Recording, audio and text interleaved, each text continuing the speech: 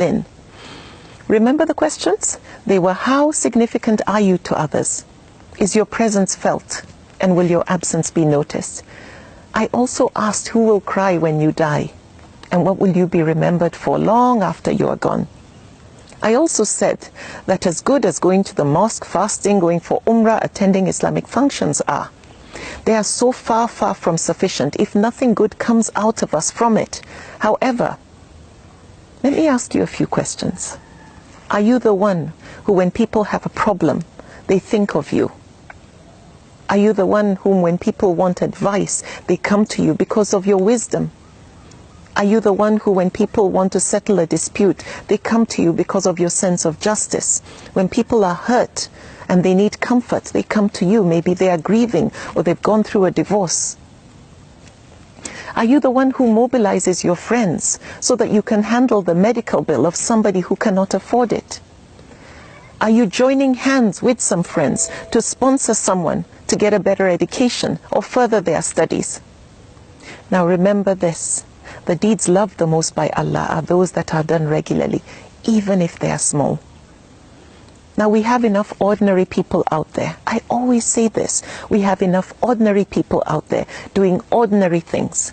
Nothing. What we need is ordinary people doing small, extraordinary things. Now that would make you extraordinary. Are you the best neighbor in your neighborhood? Do you go and visit your sick neighbors, regardless of their religion or where they come from, like the Prophet ﷺ did? Do you encourage peaceful coexistence amongst people, amongst your neighbors and other colleagues and so on? Are you gifted with a voice and you use it to bring people closer to Allah through your recitations or songs or poetry? Or do you share your knowledge and wisdom through lectures with people with humility? Or do you organize events where people can come and learn and grow? Or do you volunteer to help at events, functions, Islamic functions and so on, or at your local mosque or community center? Now, I was inspired when I traveled recently to give a lecture by a dynamic lady who had established what's called a street kitchen, where she feeds so many people without charging them a dime. And those people are both Muslims and non-Muslims. What I discovered from what she shared with me is that she had gone through a terrible divorce and was going through depression, and then she decided to do this, and the distraction has brought her so much fulfillment. To get away from the hurt, she turned her hurt into healing, and most importantly, she's being significant. There's no reward for being useful to others other than peace of mind and contentment. And the deeds loved the most by Allah are those done regularly, however small. Everything I've mentioned are small deeds. And don't forget, we have enough ordinary people out there doing absolutely nothing. We need ordinary people doing small, significant things. Do you volunteer to counsel teenagers or be a mentor to them? Do you donate your time to give someone who doesn't seem to be too strong academically extra lessons?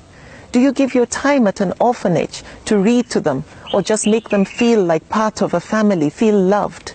Or are you somebody who goes and shares stories of everyday heroes through social media or through the media so that we celebrate people for what they do?